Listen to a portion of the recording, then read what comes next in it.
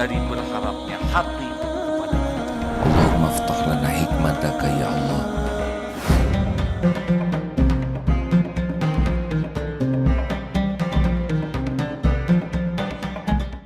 Qadarullah. Jadi Bapak Ibu, kita setiap waktu akan berubah, situasi berubah. Siapa yang tidak sibuk merubah dirinya menjadi lebih baik, dia akan jadi korban perubahan. Tergilas. Tidak bisa tidak. Karena segala sesuatu itu oleh Allah ditakdirkan berubah setiap waktu. Nah, berikut ini ada 3 ciri nih. Ini saya lihat banyak mahasiswa yang cari jodoh ya di sini kan. Oh, saya itu mau istri yang solehah, hafizah, yang akhlakul karimah, yang orang tuanya kaya raya, yang pintar. Masalahnya kan dia mau tidak sama saudara, itu aja ya. Bukan kita yang mau ya. Nah, tapi semua itu sebetulnya Allah yang ngatur. Berikut ini 3 ciri ya. Orang ini kalau punya 3 ciri ini, insya Allah dia akan bisa menghadapi perubahan zaman ini dan tetap winner, menjadi pemenangnya. Ya, dari Indonesia ke Jepang belum tentu di sini menang, Pak. Walaupun dari tanah air disangkanya gaya, wih di Jepang, padahal di sini stres. Ya. 3 ciri orang yang akan siap menghadapi perubahan apapun dalam hidup ini. Yang pertama, ciri khas orang yang akan baiknya konsisten dan bahkan lebih baik adalah sabda Rasulullah SAW, man yuridillahu bihi khairan yufaqihu fiddin. Barang siapa yang dikehendaki Allah kebaikan baginya, ini hadis sahih Muslim, Allah memberikan paham agama. Jadi ciri pertama orang akan sukses terus menghadapi hidup ini adalah pembelajar sejati. Yaitu orang yang senang belajar dengan ikhlas dan senang mengamalkan ilmunya dengan ikhlas. Kenapa disebut pembelajar sejati? Kan ada yang tahu, ada yang paham, ada yang bisa. Beda itu. Tahu kuda, ini pertanyaan hadirin ya, tahu kuda, paham kuda. Jangan ngarang, setiap perkataan harus dipertanggungjawabkan. Tahu kuda, paham kuda, gitu. Jangan nyebut paham kalau belum paham, namanya bohong ya. Kalau belum, belum aja. Coba kalau sudah tahu kuda, paham kuda, apa bedanya tahu dengan paham? Kalau tahu itu hanya informatif. Kuda tahu, tapi paham itu harus dengan belajar sungguh-sungguh. Bisa berkuda, beda lagi. Yang tahu kuda, belum tentu paham. Yang paham kuda juga belum tentu bisa berkuda. Karena bisanya berkuda itu harus berlatih. Tahu pesawat terbang? Nah, paham pesawat terbang? Bisa menerbangkan pesawat? Oh, beda ya. Nah, dalam pengetahuan Islam juga begitu. Banyak yang tahu sabar. Tahu? Paham sabar? Persis tadi waktu sholat. Tahu Al-Fatihah? Paham artinya? Tidak, ya. Apalagi mengamalkan. Jadi umat Islam mengamalkan Islam itu tidak cukup tahu sabar, tahu ikhlas. Tidak cukup, sama sekali tidak cukup.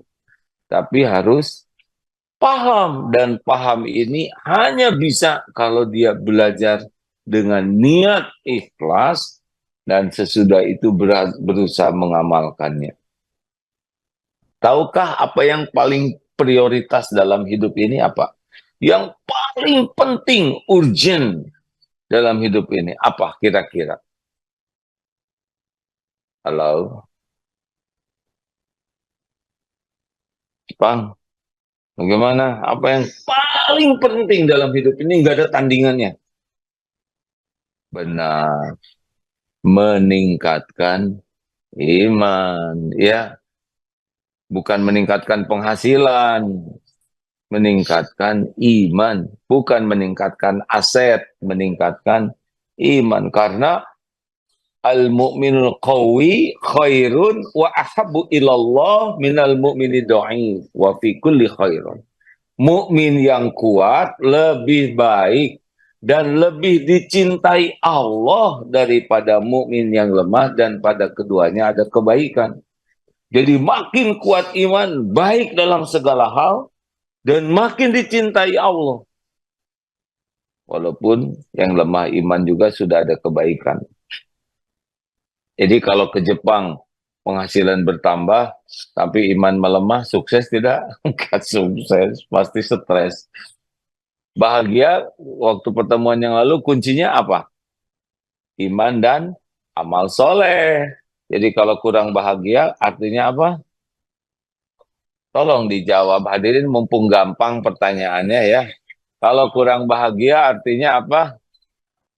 Kurang iman dan kurang amal soleh. Sederhana sekali. Nggak ada urusan dengan harta, gelar, pangkat, jabatan. Cuman casing. Nggak ada apa-apanya sama sekali. Ya, casing, ujian.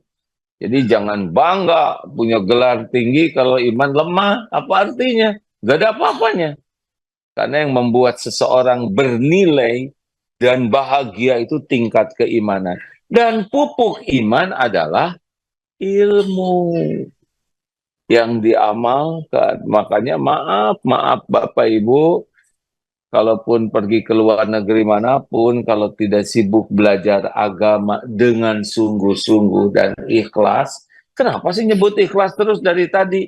Karena kalau tidak ikhlas, dia seperti keledai bawa buku, bukunya manfaat, tapi keledainya nggak dapat manfaat dari buku itu selain beban. Kalau orang belajar agama tidak ikhlas, niatnya cuma ingin dianggap pintar, dianggap punya gelar, ingin diakui kiai, ustadz, dai keren, dai kondang, itu udah lewat di sisi Allah. Seperti kirim paket, salah alamat. Walaupun paketnya berlian, nggak akan sampai. Syaratnya ilmu itu manfaat, penambah iman. Kalau niat mencari ilmu cuma satu, yaitu mencari keridhaan Allah. Tahu pada subuh ini target utama doa Rasulullah apa? Allahumma inni as'aluka ilman nafi'an. Ilmu dulu, baru warizqan thayyiban, baru rezeki yang banyak, yang baik. Yang baik, nggak penting banyak uang tuh, yang penting itu tiap perlu, bukan ada cukup. Ada juga kalau nggak cukup stres, ya kan? Nah, yang ketiga, wa'amalan mutakabbalan. Yang paling penting bukan banyak amal, tapi amalnya diterima. Lanjut. Nah, jadi Bapak Ibu, sebaiknya tidak usah bercita-cita bahagia kalau tidak semangat menuntut ilmu agama. Kalau tidak belajar agama dengan baik, dia tidak akan mengenal Allah. Kalau tidak mengenal Allah, artinya tidak mengenal bahagia, tidak mengenal tenang, tidak mengenal ajeg dalam hidup. Kenapa? Karena nanti dia akan menuhankan selain Allah. Menuhankan harta, menuhankan gelar, menuhankan pangkat, jabatan, popularitas, penampilan, dan menuhankan selain Allah berarti GTA, galau tiada akhir, pensel-sel, penderitaan selama-lamanya. Udah liwe, liur wae. Iya, kalau orang tidak kenal Allah, kan pintu tenang itu ala bizikrillah tatmainnul qulub. Camkan hatimu Hanya dengan mengingat Allah hatimu akan tentram. Bagaimana ingat Allah kalau Allahnya tidak dikenal? Orang yang kurang yakin ke Allah pasti bersandar kepada selain Allah. Selain Allah itu adalah makhluk yang tidak berdaya, tidak upaya kecuali dikuatkan Allah. Bayangkan bersandar kepada yang lemah, bersandar kepada yang tidak punya apa-apa, bersandar kepada yang bodoh. Betapa stresnya. Kenapa ada istri yang stres? Karena bersandar ke suami, sedang suaminya juga stres ya. Bersandar kepada makhluk. Ini yang di Jepang ini bakal stres kalau bersandar kepada gaji, bersandar kepada pangkat, jabatan, gak ada. Kalau orang mengenal Allah, maka hasbunallah wa ni'mal wakil, ni'mal maula wa ni'mal nasir. Jadi bersandar ke Allah. Ini tidak mungkin bersandar ke Allah kalau tidak mengenal Allah. Makanya kalau tidak belajar ilmu tauhid, sudah pasti yang dituhankan selain Allah. Ada yang menuhankan amarah, menuhankan syahwat, menuhankan penampilan, menuhankan popularitas. Terus saja yang jadi Tuhan itu followers. Konten aja namanya rakon, ratu konten. Semuanya dijadikan konten. Nenek-nenek lagi senyum konten. Kalau tidak belajar agama, kita tidak mengenal standar tertinggi dalam akhlak perbuatan kita. Padahal dengan agama lah kita tahu akhlak yang paling top itu seperti apa. Ini di Jepang aja banyak yang terkagum-kagum dengan beberapa karakter Jepang. Benar? Kejujurannya, tepat waktunya, kedisiplinannya. Orang udah banyak terkagum-kagum dan dunia dikasih oleh Allah di sini. Bagi kita itu ibadah. Disiplin itu ibadah. Profesional itu ibadah. Al-Baqarah 195. Wa ahsinu innallaha yuhibbul muhsinin. Dan berbuatlah yang ihsan, yang top, yang terbaik, beyond, di atas ekspektasi orang. Itu kan ihsan itu, profesional. Jadi kalau ekspektasi orang segini, kita lakukan lebih. Itu pelajaran profesional yang sejati kan itu. Al-Baqarah 195 tuh. Karena kenapa kamu kok kerjanya bagus benar? Karena Allah mencintai orang yang profesional. Orang profesional demi karir. Orang profesional demi penghasilan. Bagi kita, profesional adalah amal soleh. Keren tidak tuh? Kayak kurang mendukung gini, kurang profesional ya. Kalau bagi saya tuh dahsyat sekali nih Pak.